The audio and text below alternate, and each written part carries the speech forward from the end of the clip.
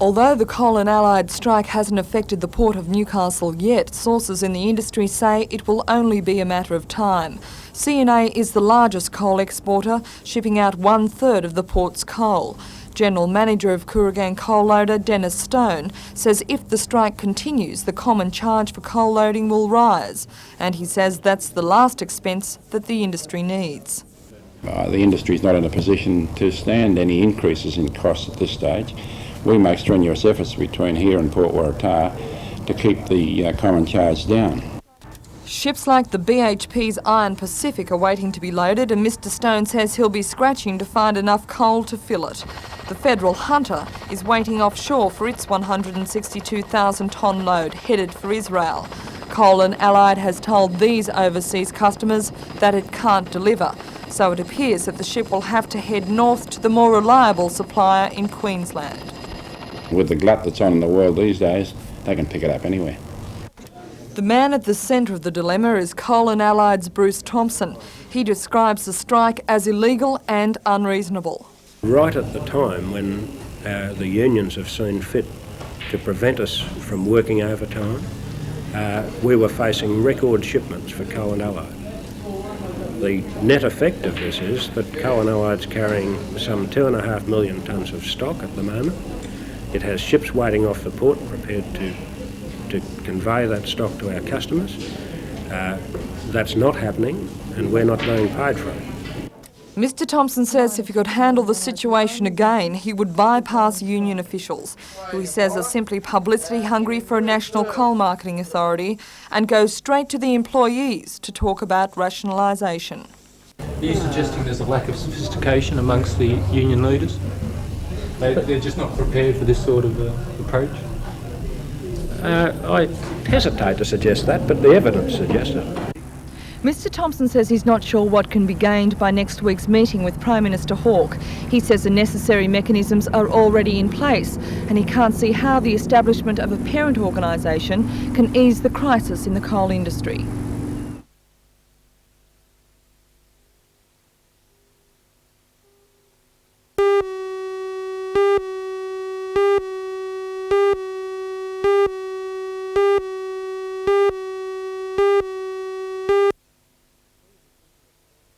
The clear decision of the meeting this morning was to stay as we are because of the lack of response by the company to identify an industry response with regard to the particular problem of the industry. You also said that other unions are standing by to back you up. You mentioned the waterfront unions. What did you mean? Well, we've had contact with the waterfront. They're concerned with the dispute. They're vitally implicated because there's a fairly heavy traffic of coal through the port. They realise that our dispute is their dispute. They've indicated to us that if we require any support from that section of the industry, it'd be forthcoming.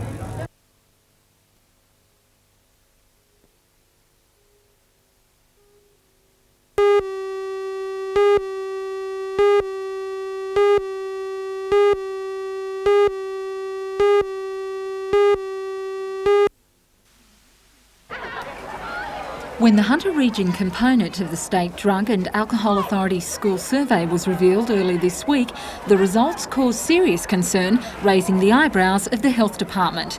The study showed that teenagers in the Hunter drink more alcohol and smoke more marijuana than the state average. But despite these alarming figures, Coordinator of the region's Drug and Alcohol Services, Raoul Walsh, says the Hunter is not the worst area in the state. Today's public seminar at the Lake Macquarie City Council involved key speakers such as the National President of the Non-Smokers Movement, Dr Arthur Chesterfield-Evans, and State Coordinator of the National Drug Offensive, Tom Carroll. Those in the audience included social workers and representatives from different community groups, all involved in drug education and counselling.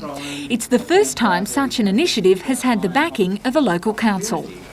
The Hunter Region Drug and Alcohol Services hopes seminars like today's won't be the last, but the initiative needs council support. While most have been approached across the region, the response hasn't been overwhelming. I've been a little disappointed with the response from some of them, I must confess, who don't seem quite as interested in this type of activity. And who were some of those councils? Well, Newcastle's one. Maitland, I haven't had any much response back, though. I've talked to workers up there. Drug and Alcohol Community Development Officer Elizabeth Dan says the time has arrived for councils to share the responsibility of drug education, particularly for the region's youth. People like councils who ratepayers look towards too, who are operating at that local community level, it's very important that they support this type of thing.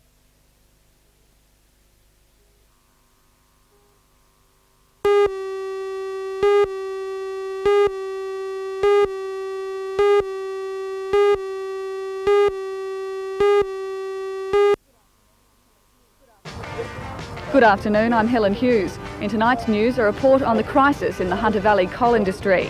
More than 2,500 miners met at Branxton this morning to consider a coal and allied directive that they return to work or face more stand-downs.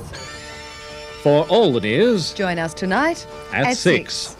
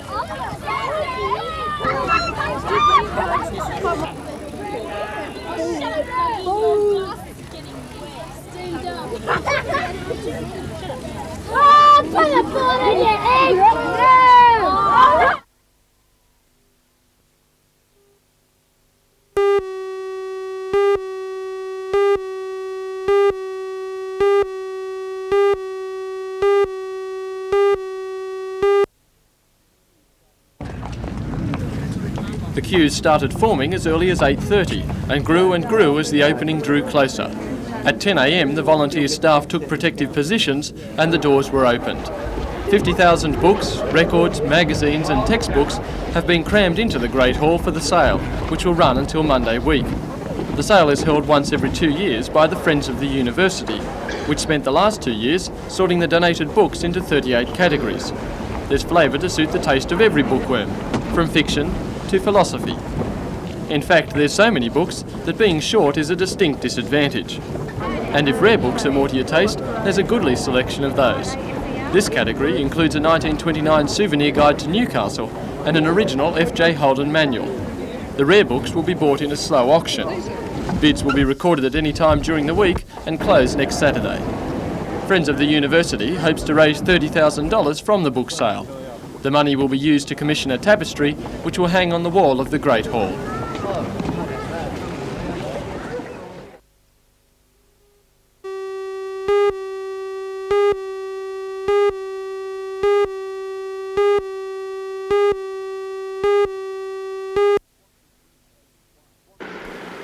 Swansea Bridge opened wide to welcome Albie and crewman Greg Cohen back to the familiar waters of Lake Macquarie. A far cry from the ocean swells the two sailors had battled from Australia to Japan and back again. Their determination and desire to succeed had been rewarded by a third in the Melbourne to Osaka ocean race. All-Star had also finished first out of the foreign and unsponsored contingent of yachts, an outstanding effort for a skipper whose sailing career began in the 1920s. As the sleek racers sailed up Swansea Channel, a fitting welcome was waiting. A flotilla of more than 100 yachts had turned out to acknowledge a very special achievement and pay tribute to two remarkable sailors. One by one, the yachts fell in behind All-Star as the fleet sailed towards the Lake Macquarie Yacht Club. Certainly a moment worth capturing for the family album.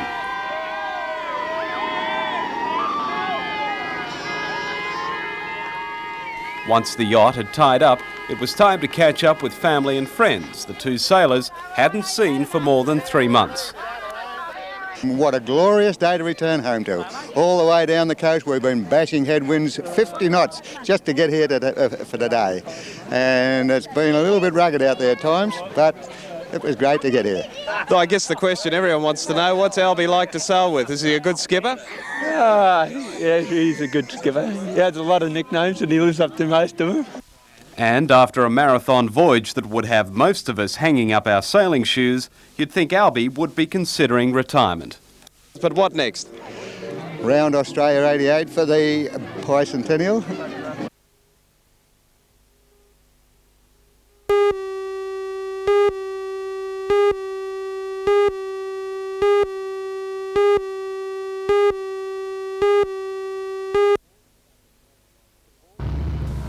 The four were travelling north along Patonga Drive at Umina at 2 a.m. this morning when the accident occurred. The driver lost control of the car, an EH Holden sedan. It ran out of control, crossed onto the wrong side of the road and crashed into a rock wall. The vehicle then bounced off the wall, back onto the correct side of the road and into a safety fence. Killed was the driver, 18-year-old David Boys of Umina, and 16-year-old Sue Ellen Crankshaw of WWII, who was in the front passenger seat. A 21-year-old man who was in the back is in the Royal North Shore Hospital with serious head injuries, while a 16-year-old youth who was also in the back suffered minor injuries.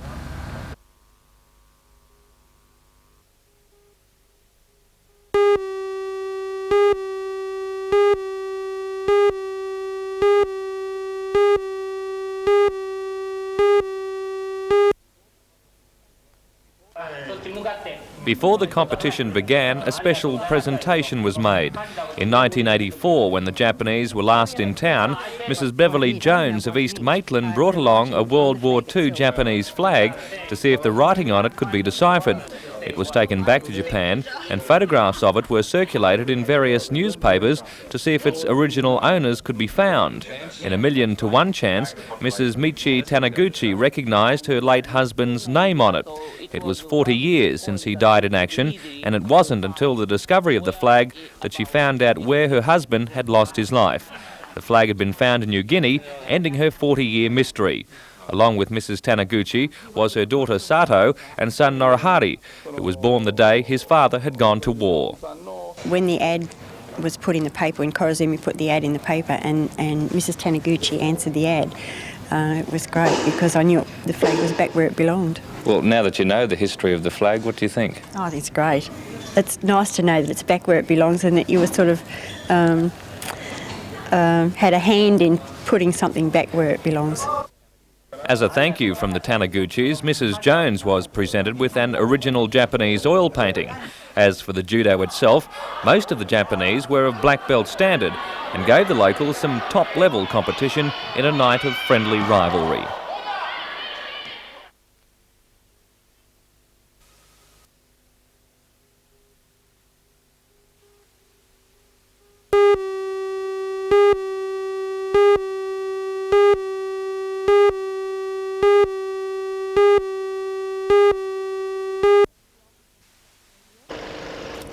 The MSB Officers Association strike, coupled with the stoppage by coal and allied miners, has spelt disaster for coal exporters and their customers, some of whom have been forced to sail elsewhere for their coal. The coal loaders and trucking companies are also millions of dollars out of pocket because of the strikes. Despite the 6-day stoppage, the port supervisors have decided to abide by the MSB's wishes, and next Monday they'll begin working the controversial 5-day roster. So, has it all been worth it? MSB Officers Association Secretary Tony Morrison. It's hard to talk about disputes being worth it when people have to lose money, but it's been worth it to the extent that we've made the gains. Mr Morrison says some valuable lessons have been learnt in this dispute, and he says his members in Sydney and Wollongong will be on guard against any further deterioration of their job security and working conditions. He says although the members have voted to work the 5-day roster, the MSB has also made some concessions. The MSB has agreed to establish a joint committee for ongoing discussions with the board. They've agreed to a manning arrangement to be placed in the award. They've improved their manning levels in respect to weekend overtime that would occur under the 5-day system.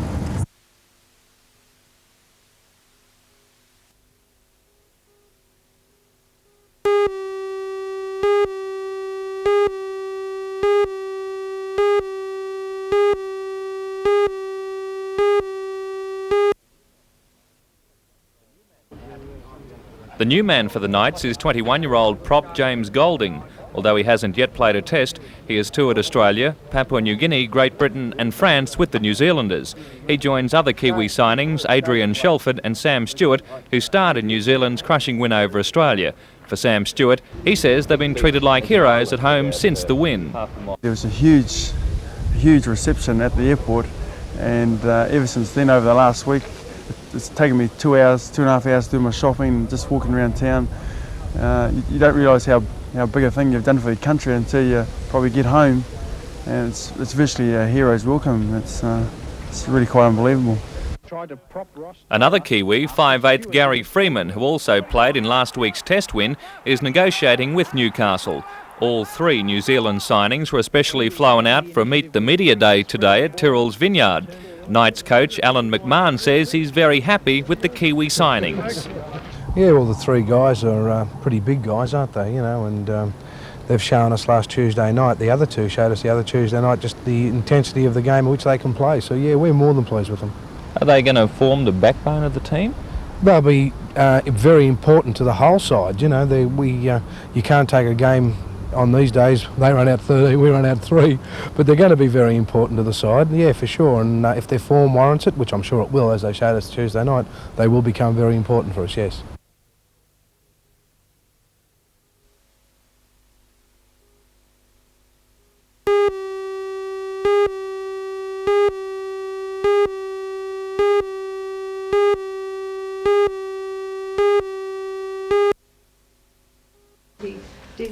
For all these people, Dr. Mark Donohoe was a last resort. They had tried many other physicians, but none had been able to find the cause of their problems. Although they shy away from the term miracle worker, they say Dr. Donohoe spends more time and probes deeper into the reason for the illness. Dr. Donohoe prefers using pathology tests over all other diagnostic tools, and he suspects that he might be thought to be over-servicing, and this could be the reason why he and his patients are being put under the microscope. The aim that I then have is to try and work to the cause of what the illness is and to use whatever means are available. Now at the moment that generally means pathology testing, and that's one of the few means that we have of not just having a guess at what the cause of the illness is but actually finding out for certain. For Bev Wheeler, who is terminally ill, Dr. Donohoe has answered the questions that have been plaguing her for years and diagnosed her complaint. She's had a number of pathology test refunds refused by Medicare. Now she fears that her daughter may also have the same disease, and the uncertainty of receiving refunds will begin again. One thing that worried me was that 2 tests were done on Debbie to see if it could possibly be so. Both those tests were immediately refused, and Debbie has been too frightened to have any more tests done, and so at the moment we have no idea what is happening with Debbie. Bev believes that Medicare is trying to force her and Dr. Donohoe's other patients to go to other doctors, where she is reasonably sure of getting a refund. Dr. Donohoe has tried to find out why 25% of his patients are being refused pathology refunds, but so far Medicare has refused to answer. He says these ad hoc refusals are causing his patients stress. But I can think of 20 or 30 people out of those who have been refused where the stress of the refusal has set back their health enormously, and it's a matter of them reconstructing all of the good work that we've done over many months. A public meeting is being held at the Central Coast Leagues Club tomorrow night to try to find out some of the answers. But at this stage, it's not certain whether a representative from Medicare or any of the local parliamentarians will attend.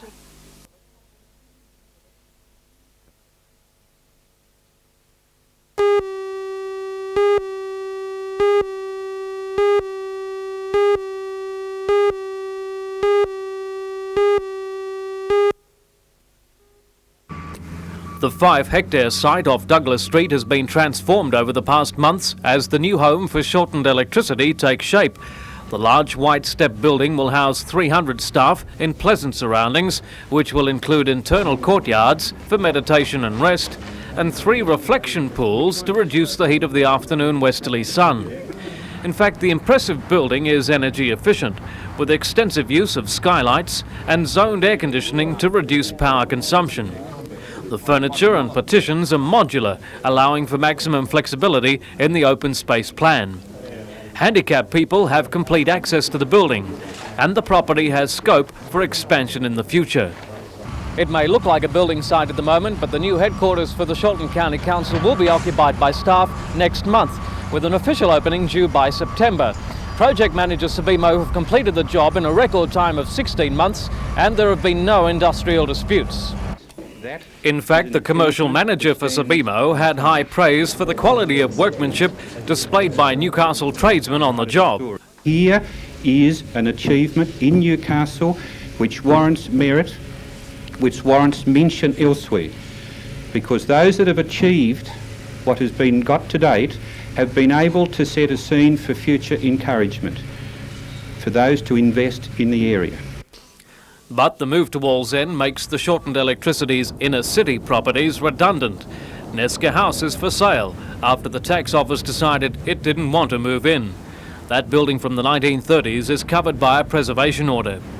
And then the council must try and recoup nearly $3 million it spent on the modern control centre in Derby Street at a time when property values in the city are deflated. The saving grace for the authority is that it paid for the new complex at Wallsend from its own reserves. But $23 million is a big outlay. In terms of the total cost, which has already been discussed, I would expect the net cost of this building to come down to around about $12 million with property sales.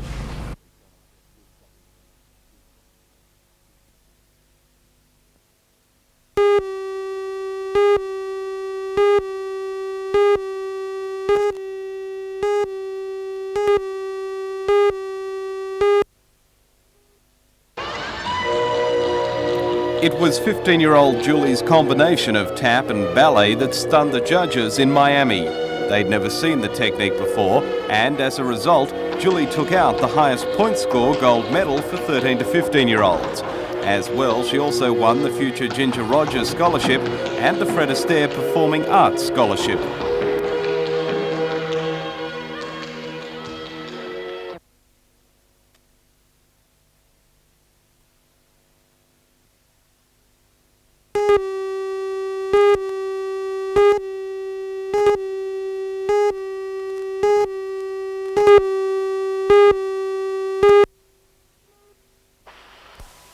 At 6 o'clock this morning, about 30 maintenance staff employed at the brewery walked off the job in protest at the plant closure.